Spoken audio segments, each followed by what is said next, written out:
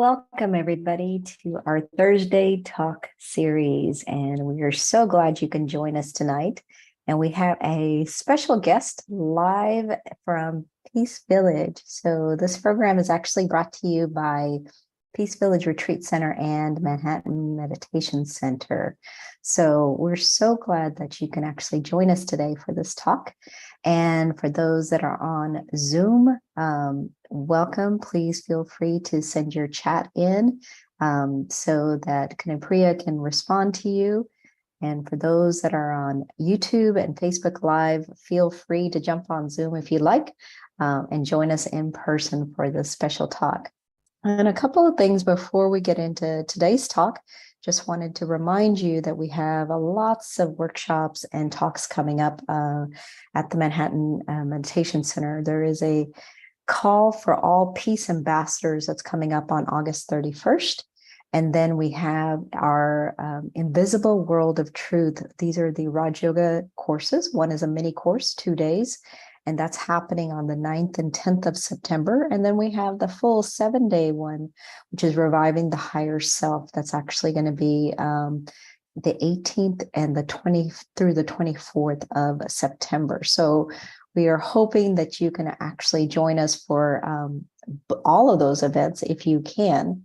But this talk will actually kind of help you in that. So clearing the seeds and roots of self-doubt. Sometimes we have a hard time getting over our own doubts that we create in our head. So Kanupriya, who is works as an IT consultant, and she actually lives in Peace Village, she's going to be taking us through on how to actually remove those seeds and roots of self-doubt today. So I'm going to go ahead and turn it over to Kanupriya.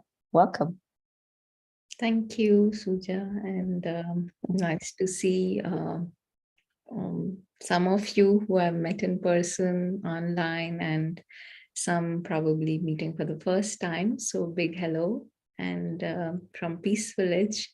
And we have very beautiful weather today here. It's cloudy and, a little bit drizzly.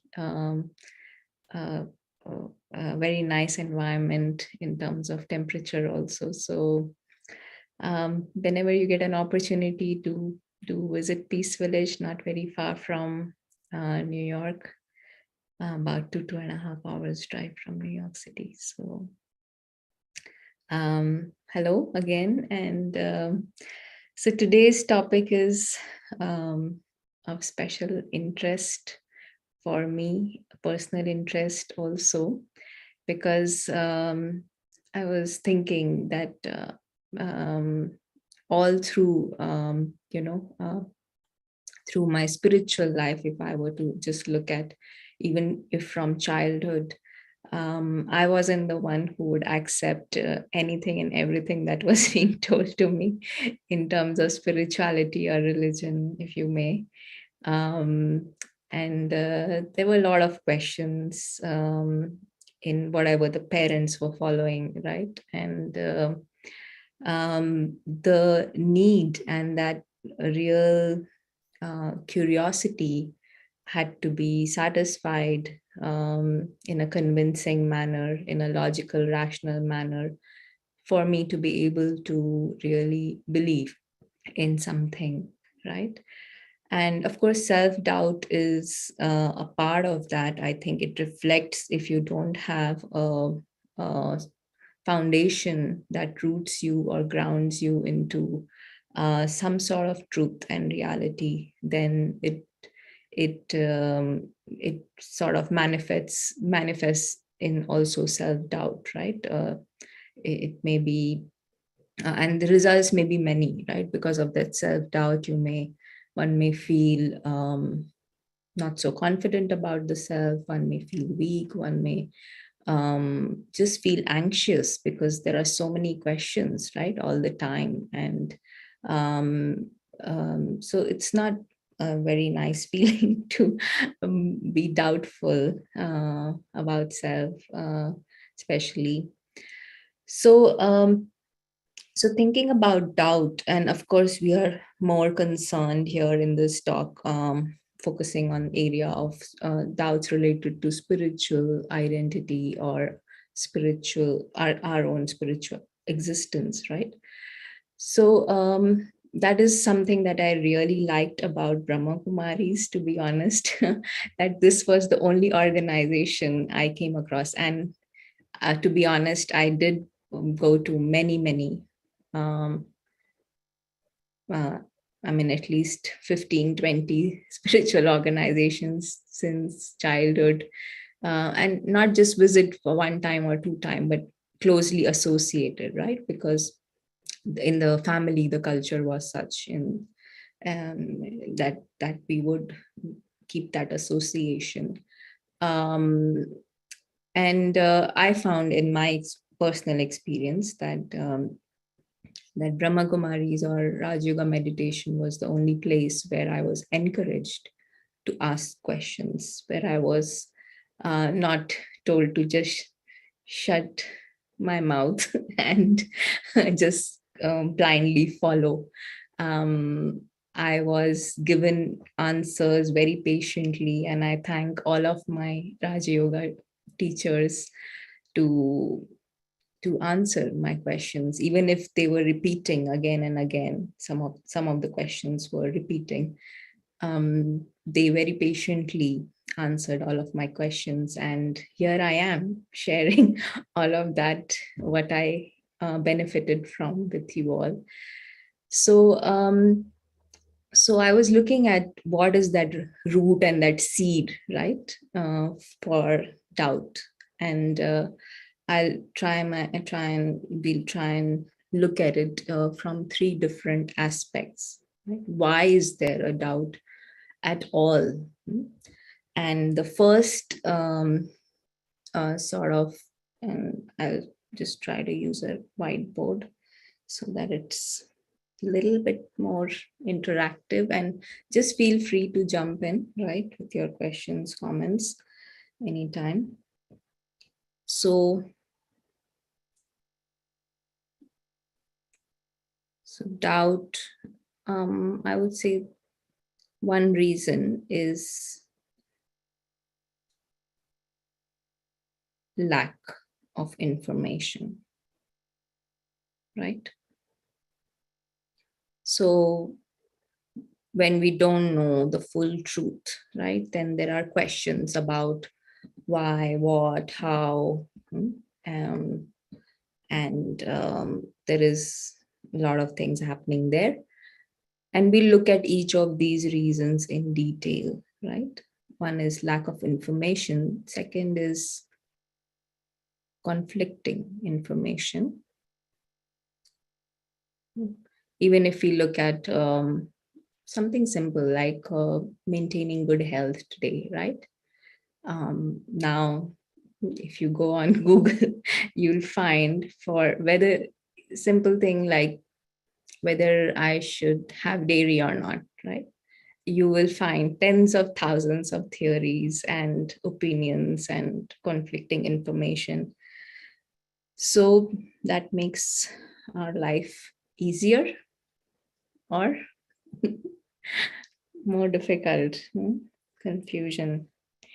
So that is another aspect we look at. And the third is um, more towards, the self, that we feel that we cannot be. Um, we lack confidence in our own abilities. We don't really um, value our own judgment. So we can say lack of confidence or self-doubt, if you may, right? That somebody is saying it, but for me, what is there? So lack of confidence in one's own ability. Yeah.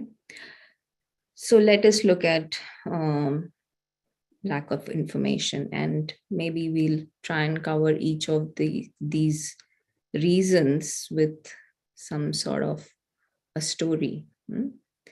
So, and maybe some of you have heard this story before, but I like this story because it really makes it clear for us what lack of information can do. And in this story, there is a man um, who's um, who's in deep trouble because he's hanging off a cliff, um, and just swinging on, holding on to a branch of a tree on that cliff. And he's really looking for help because he's in the middle of nowhere in on this cliff, and yeah, hanging on to his life on this branch of a tree. And as he calls out for help, he calls out one time, two times, and there seems to be nobody around in that area. So finally, he thinks, okay, let me call out to God, right? Because they say when nobody helps, then who comes to help? God comes to help, right? So he calls out to God, oh God, help me. There's no one to help me. Can you please help me? So he calls one time, no answer. Then he calls, no, I will do whatever you tell me to do. Trust me, right? That I will follow whatever you tell me to do. So God says, okay, this person is really in need, really calling out for me. So let me go and help. So God reveals himself and he says, yes, I'm here to help you. So he says, okay, tell me what I should do. Get me out of this situation. I want to be back on the ground, right? So God says, okay, if you promise me you'll do what I tell you to do, you'll be fine. He says, yes, yes. And then what does God say? God says, if you trust me, then just let go of the branch. And then there is a long silence. And the person thinks, oh, is he really helping me? By telling me to let go of the one thing that is making sure that I'm going to be alive, right? But what he does is, since he has no other option, right, but to listen to God in this case, he does let go of the branch and he discovers that there the ground was just 2 feet below his legs, right? And just because there were bushes around, he couldn't see. And God was on top of the cliff. He had the higher perspective. He saw the big picture, and he knew the fact that the ground is just below. And once he discovered the ground, this man who was on the cliff, once he discovered the ground below, he was able to come back again and now play with the branches, now with this knowledge that the ground is just 2 feet below and the branch is, is nice to play with, right? There's no need for him to fear the height, be fearful of the height, and not go back on the cliff and enjoy the view. He actually started playing with the branch and swinging. So that is something that um, that with spiritual knowledge, right? We are dealing with the bigger picture, right?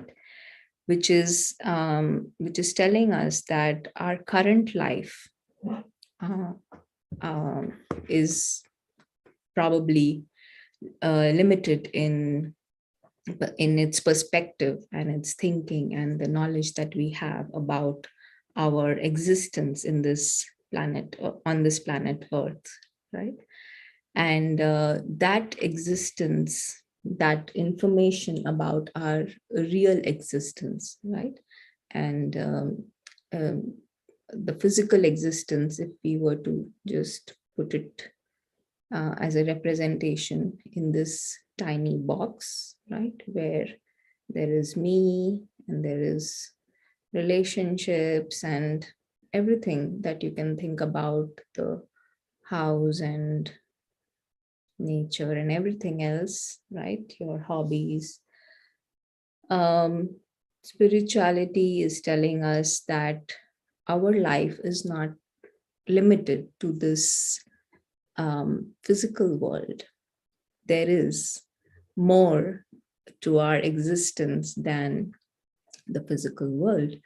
And that existence we can call is non-physical, because that life itself is invisible.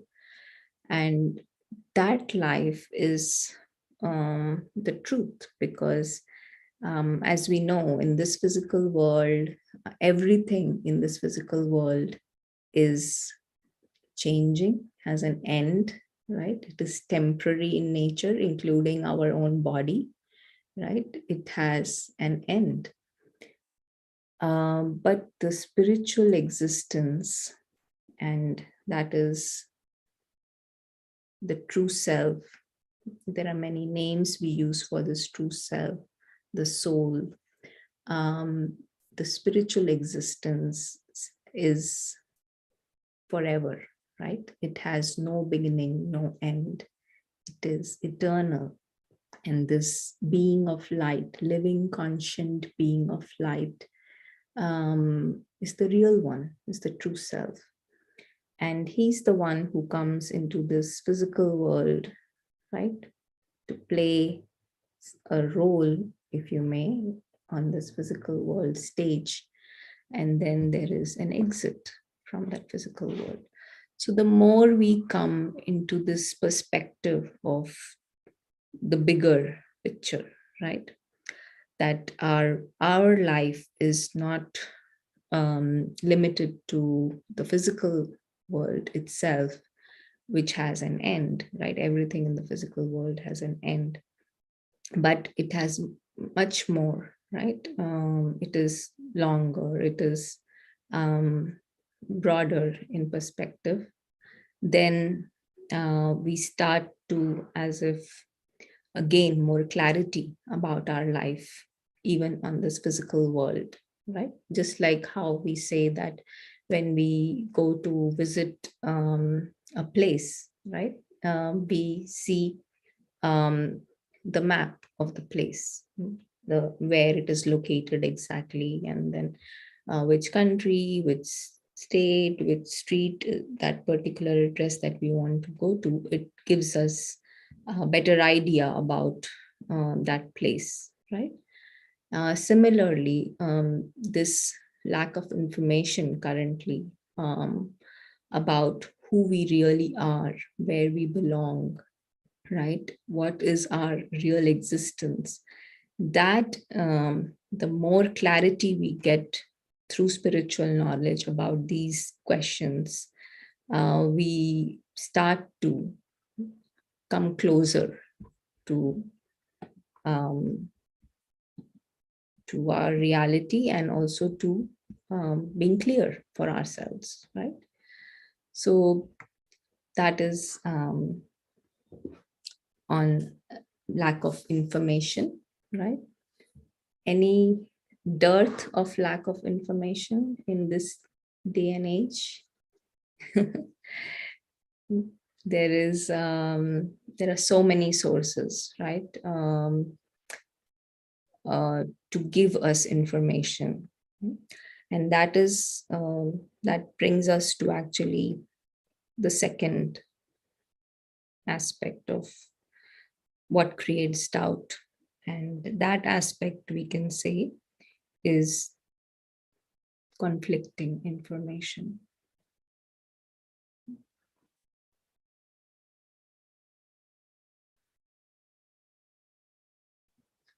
So there is information overload, we said, right? But it is not all pointing to the same truth. And when we are dealing with truth, and in spirituality, we are dealing with truth, that is what we are looking for, right? What is it that is true for the self, for others?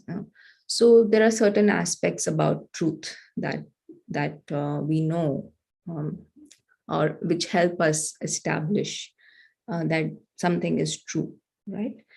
For example, we are using some gadget to connect, right, to Zoom right now, or YouTube or Facebook, whatever. So we are sure that that is the gadget. For example, I'm using my laptop, right? So I know for sure that this is laptop. If somebody comes and tells me that this is a tube light, not a laptop, I will not believe it, because it is my own experience, right? I'm convinced that this is a laptop and it is doing the functions of a laptop.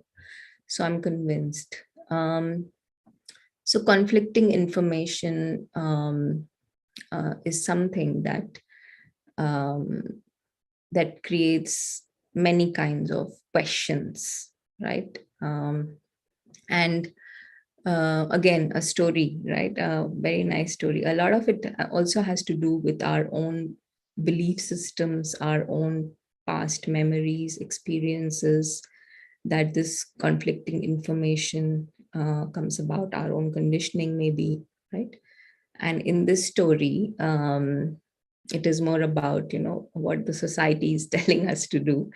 So maybe many of you have heard about Mullah Nasruddin, right? He was um, a saint in the Middle East somewhere. And so he and his son, they are going from walking from their home to the market with a donkey, mm, with them. And uh, so all three, the Mullah Nasruddin, the son, and donkey, are walking um, to the market. And then somebody crosses them and says, "Oh, this is not the right thing to do. You have a donkey, so you should, at least one of you should sit on the donkey. Why do all three of you need to walk? Donkeys meant to carry loads, right? So he can carry one of you." So Mullah Nasruddin thinks, yes, I should, we should do this, that one of us. So he says, "Okay, son, why don't you, sit on the donkey?" Then they go a little bit further, and then another person comes and says that, "Oh, why is it that the son is sitting on the donkey? You are older, Mullah, so why don't you sit? You will get more tired, right? He's young, the son is young. So let him sit, let him get down from the donkey, and you go on top." So Mullah thinks that, yes, this is right, right? I need to be on uh, I need a ride more than my son. So he says, "Okay, son, get down." And then again, they go a little bit further, and then somebody says, "No, no, no, this is not right, right? That how can you do this to your son?" So somebody else again says that son should be on the donkey. And then finally, uh, when they go a little bit further, somebody says that you are, and this person was from the Animal Welfare Society, right? So they said that, how can you torture the donkey with your weight, right? You are the ones who should be carrying the donkey on top of your head. so so uh, one needs to be very careful about animal welfare, right? So that's what they ended up doing. They carried the donkey on top of their heads to the market. So, moral of the story, right? Conflicting information. Now, society will always tell us, in this example, it is society, but our own mind will also tell us it could be just Google who's telling us, our friends, our family, our well-wishers, the books we read, right? It could be any source of information, but there we come across conflicting information all the time. So what is the solution for, um, you know, um, being clear about what information is really true? So what helped me deal with this problem is to experiment.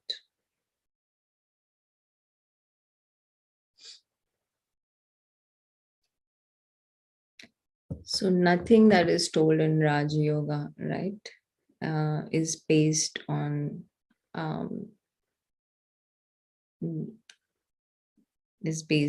just somebody telling you, right? So invitation is always to experiment with whatever we are hearing. And of course, a lot of it has to do also with meditation, right? Because the spiritual knowledge is just knowledge, but we are here to not just keep it at an intellectual level in Raja Yoga, right? That it's not just based on understanding the spiritual knowledge. So that aspect we already saw in the first, right, aspect that we saw, that we gain more clarity, and that helps us as if as a stepping stone to gain even more clarity, right? So one step of clarity leads to further more clarity. But here, when there is conflicting information, we don't know which path to choose, which way to go, what is right, what is wrong, is really dependent on um, how much we experiment with whatever we are telling, right? And it's not just about Raja Yoga, but anything that one hears, right? Um, one, if one experiments with it and one sees some change or some experiences something, right? Based on that experiment, then no matter what anybody else says, right, about anything, any of the personal experiences, you will always stick to it because you are convinced you have that experience. It's as if an authority of experience that happens, right? So let me give an example of here in Raj Yoga. We encourage early morning meditation, and it's quite early, right? 4 a.m. kind of early. So, of course, before, nobody got up at 4 a.m. on a daily basis to do meditation. But in my own experience, when I was um, told that this is something I could experiment with, and I did. And it was difficult. In I wouldn't say from day one I was, all up and about and feeling great about it, but just with this determination that I have to experiment, I want to experiment because I want to know the truth, right? So when I started to experiment, I did start having some experiences. I started to feel more relaxed. The whole day would be better. I would be more calm, for example, right? More peaceful throughout the day. I was able to keep my thoughts more positive. So it benefited me. So I started with maybe 5 minutes, 10 minutes, but then I increased the time slowly, slowly. And now, if anybody says that, okay, I have to go to maybe some kind of family function, or uh, to a party with friends, right, late in the night, then I'm very clear to them in saying, and I don't feel any guilt in saying that, no, I will not be able to make it to a late night commitment. right? Because I know that if I go to that late night commitment, then I will miss my 4 a.m. I won't be able to get up at 4 a.m. and experience this wonderful time, right? Um, and that happiness, that peace that I experience at that time. So, I mean, the summary is that experiment with whatever you are hearing in terms of the knowledge, to make it a part of your life. Once you make it a part of your life, you imbibe it, you embody it, right? You live what you are hearing, you start living it. Then, if you see benefit, then be believe that, right? That becomes our belief. And also, we have all this time we have been conditioned to believe something or the other, right? Because of maybe the education system, because of the culture we are born in, because of many, many things. But um, if we are happy there in whatever we are hearing, good, right? We can stick to that. But if we want something better, if we are looking for something, if there is still some feeling of something missing, lacking, right, then to change our feelings, we need to experiment with some new ideas, right? And that is what Raj Yoga is probably providing to us at this point, some new ideas that we may not have heard before. And hence this invitation to experiment on the self. And we can, I mean, we can hear as much as we want, and we can understand even, right, intellectualize everything. But unless we experiment, the doubts will never go. So we will believe what we have experienced. So a lot of encouragement to experiment, right? Um, and of course, if you don't find any benefit, then the old ways are always there to fall back on, right? So in that experimentation, the first step also comes in, right? That we gain some sort of clarity in understanding and in the knowledge that we have about our lives, not just this physical life, but also the bigger life, the higher life. And then we follow uh, some sort of a method, an accurate method, if one may call it that, to experiment with. And finally, any questions, comments? This is a nice group listening silently.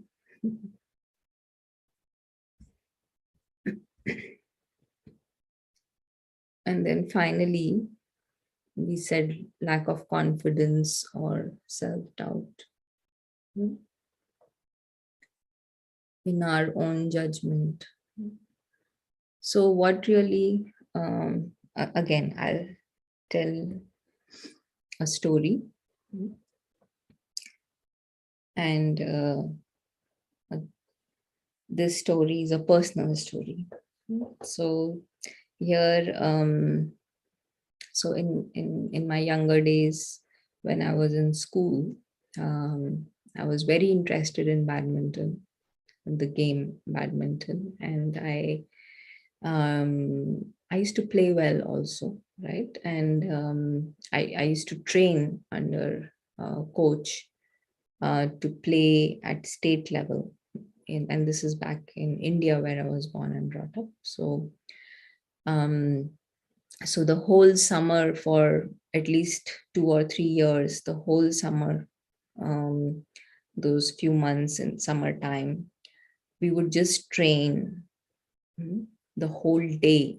We would just train, do nothing else, just train, some sort of training, right? It could be some physical core training, it could be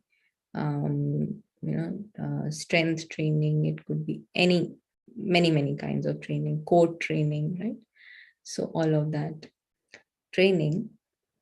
And then after all of that training, there used to be a state level match, right? Sometime in some month. So I was chosen to represent my state in that match. And I went for the match. And as soon as I saw my opponent, right? Or I entered that hall where the match was, I said to my coach that I cannot do it. I don't want to play this match. So I had cold sweat on my hands, on my feet, and butterflies in the stomach, and I was trembling, even after so much preparation, right? And all my coach did was he told me that, of course, he first, because I wasn't willing to even step on the court, and almost in tears, right? That I don't want to do this. So lack of confidence, right? And he saw that, and he asked the referee for some time to talk to me, because they couldn't start the match if I wasn't willing to be on the court, right? The other person would have just got a walkover, right? And without a match. So my coach just told me that, you have all the potential, you have the ability, you trained so much, you are doing very well. So just go for it, right? Whatever. And don't think about losing or winning. You're just here to play a game, and it's okay even if you lose, right? But at least go and play the match, which I did. Later I did that. But this sort of, lack of confidence in our own ability, right? That sort of undermines self-doubt many times, right? Because we, as if negative emotions take over. Um, and it may be because of, in this case, fear of losing, maybe. But it may be anything else, right? That we have tried many times some things, right? And it didn't work for whatever reason. So we feel, no, we cannot do it another time. We will fail, right? So some sort of weakness, feeling of being weak comes in with this sort of lack of confidence in the self. And here, what spirituality is telling us, that the true self, this living conscient being of light, is actually a perfect being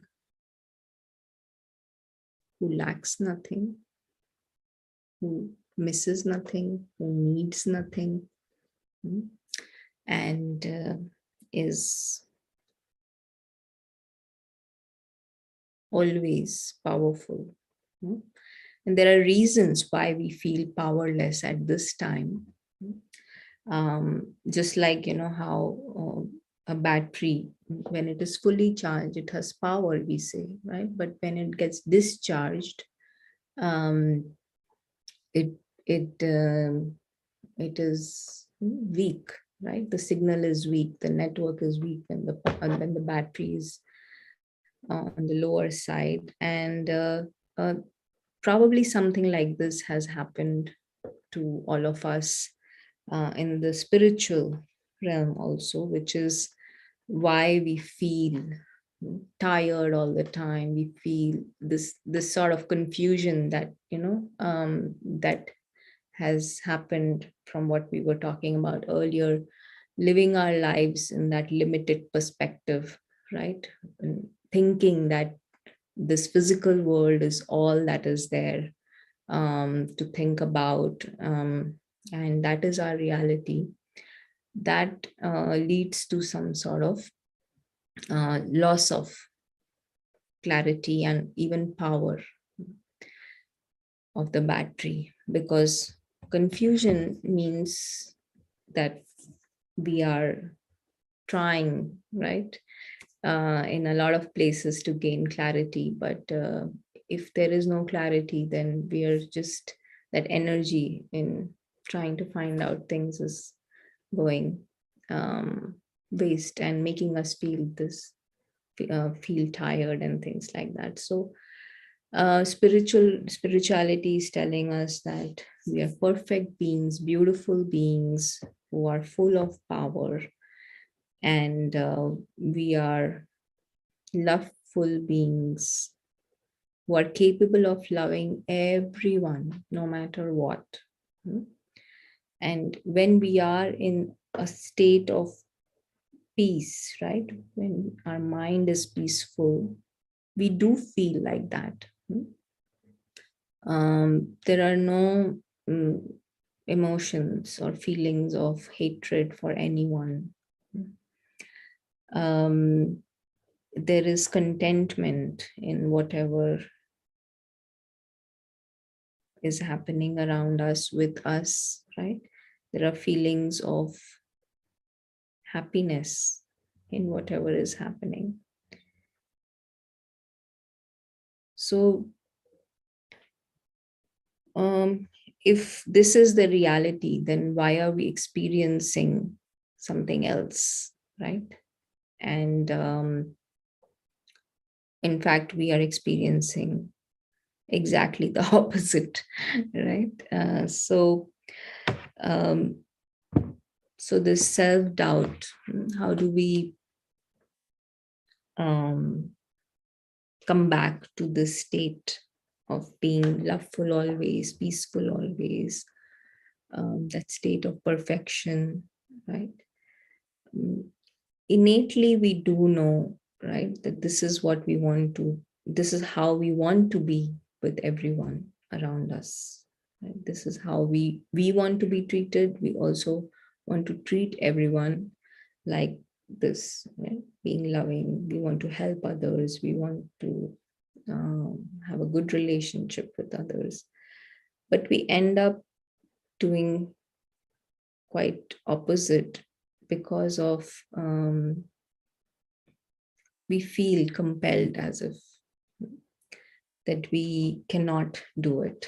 We feel justified also, that, oh, this person didn't answer, didn't talk properly with me, right? It was not a respectful manner in which this person talked, and hence I cannot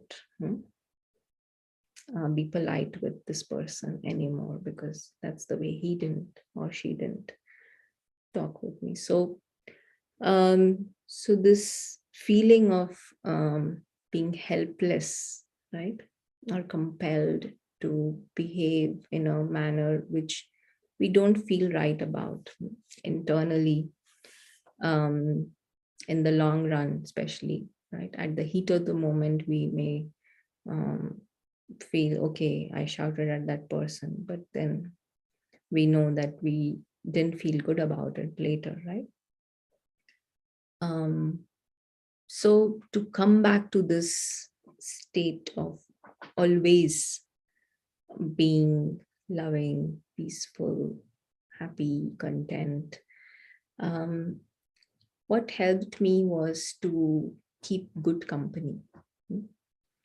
And the more I visited Raj Yoga centers, Brahma Kumari centers, I interacted with people who were on this path, right? Who are practicing meditation, Raj Yoga meditation. They were living the life, the principles that were being taught here. The more I saw that these things are possible. Hmm. Um, so, for example, I still remember the one of the functions I went to, which was organized by the Brahma Kumaris. It was a very, very big program that they had done. I think more than 2,000 plus people had come in that program. And just before the program was supposed to start, I think the electricity went off, right? And the mics would not work, the nothing, right? Nothing for such a big program. But the way um, each volunteer of Brahma Kumaris handled that situation, right? So calmly, so peacefully, so without getting disturbed, everything just went off well. And not just that particular program, but many times I saw in many, many instances that these people are actually, able uh, to really practice and live the life that they are talking about. Hmm? I saw it in front of me that yes, they can be loving, no matter. Sometimes I saw people insulting somebody, but if that person is able to still maintain his love and not shout back at the other person, maintain his calm, it was a lesson for me, right? So keeping good company of people who are confident um, about their own true self, about what they are practicing, and have um, benefited, right? That helped me actually um, to also um, join the flock, right? And of course, backed by experimentation also for the self, right? Not just blindly following just because they are experiencing benefit, but backed by experimentation for the self too. So, so if I were to just quickly summarize, right? Um, we saw the three reasons why there is doubt, and of course opposite of doubt is we want to certainly be sure about things, right? Have that clarity, have that sort of conviction in whatever we are hearing and understanding. So we saw lack of information. For lack of information, um, experimenting with more knowledge. Um, we call this strengthening the intellect, right? The more we start to see the bigger picture, the life that is beyond the physical world, the limited perspective, by gaining more knowledge, spiritual knowledge, um, we can address the doubts that are related to that emanate from lack of information. Then we saw conflicting information, right? That we have so many sources, and how do we deal with that is we experiment with whatever we are doing. And the moment we feel some benefit over consistently over a long period of time with those experiments. Now, there are things um, um, like even like breathing exercises, right? They do benefit, right? But are we able to be happy and peaceful and loving just with breathing exercises, right? So something like that. Or do we feel empowered with breathing exercises? So over a long period of time consistently, if we are seeing some sort of benefit, then we can say that, okay, this is what is benefiting me, right, in the long run. And we are not just talking about health benefits here, right? It is more about how we feel about everything, everyone, about the self too. Then the third aspect we saw, which results in doubts, is lack of one's own ability, lack of confidence, if you may. So here, of course, all the three aspects go hand in hand. So backed by understanding and experimentation, if we were to also keep good company, right, of people who are experiencing these things, it helps as if regain our confidence in our own highest potential, if you may, right? Our own perfect being, we get reconnected to that that reality.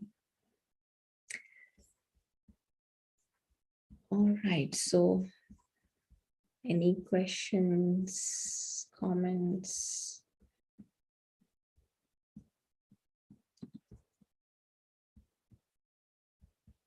I'm not seeing any questions or comments. They're very quiet crowd today.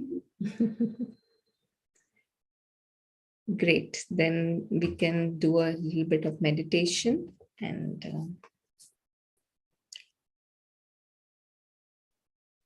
close. So just choose a comfortable posture.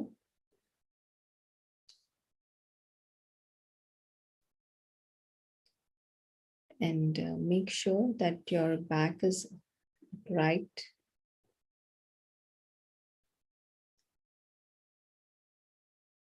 Your mind is alert.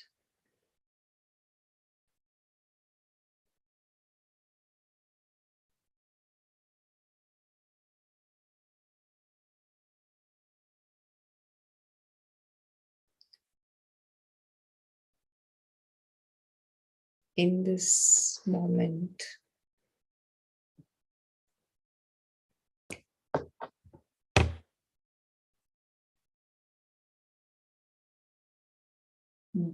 pay attention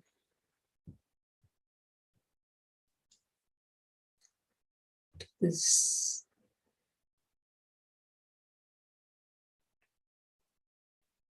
living, conscient being of light.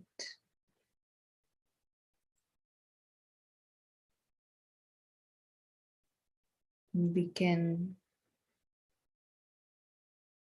use the image of a point of light for this living, conscient being.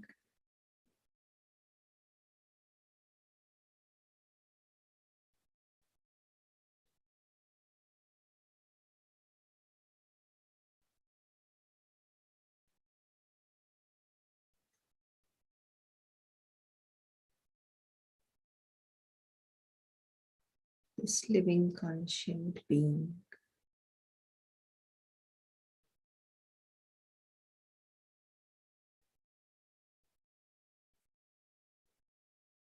is independent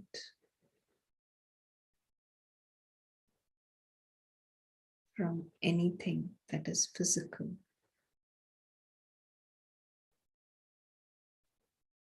including the body.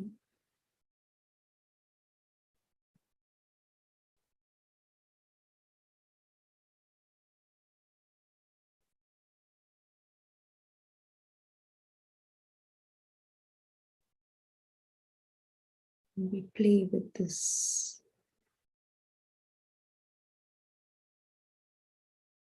awareness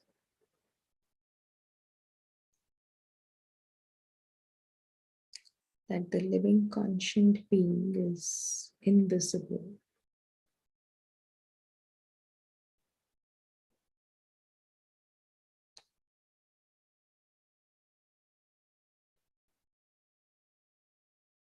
Being invisible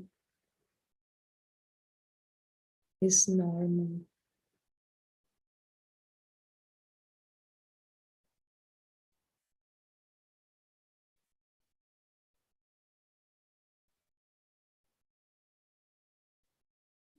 This being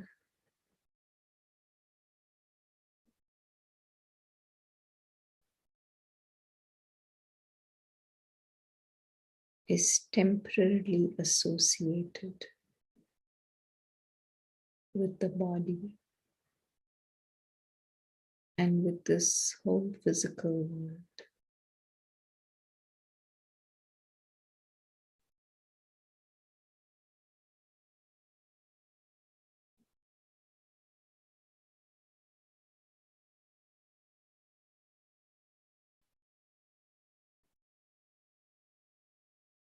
His home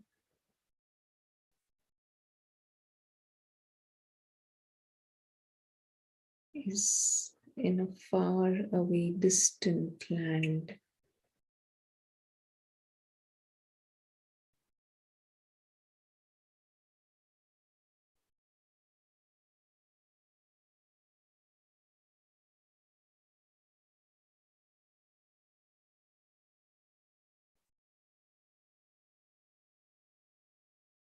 The home of light.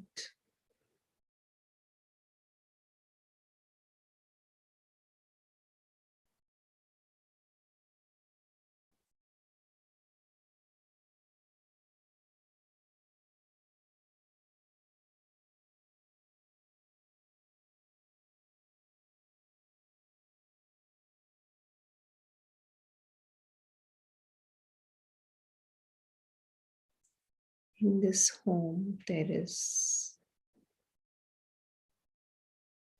complete silence.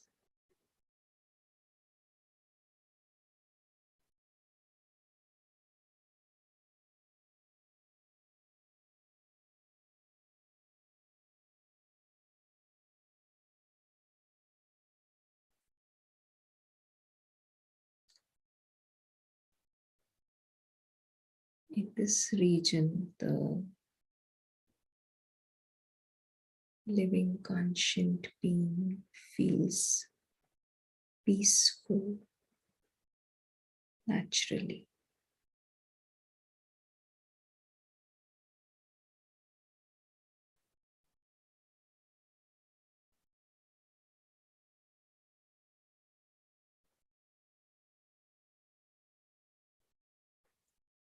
Peace is the original experience of this living being.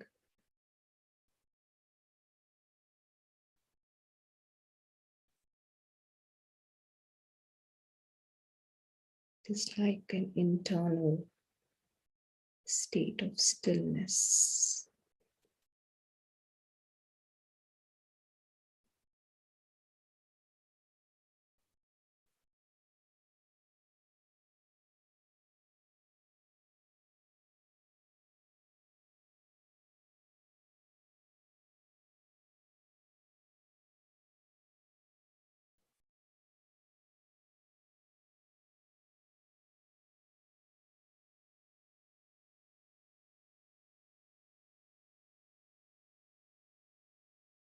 And as we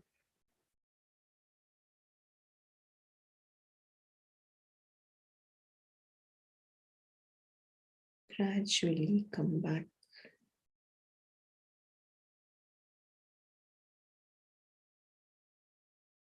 into this awareness of the body and the physical world,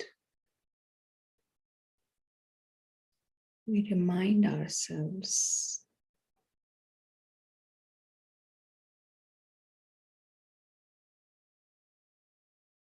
that we are beings of peace,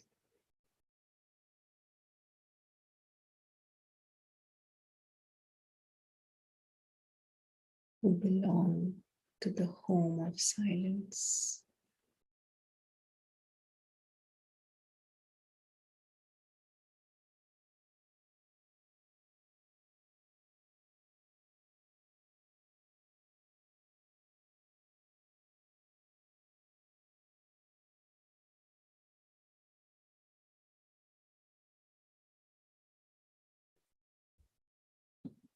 Om Shanti.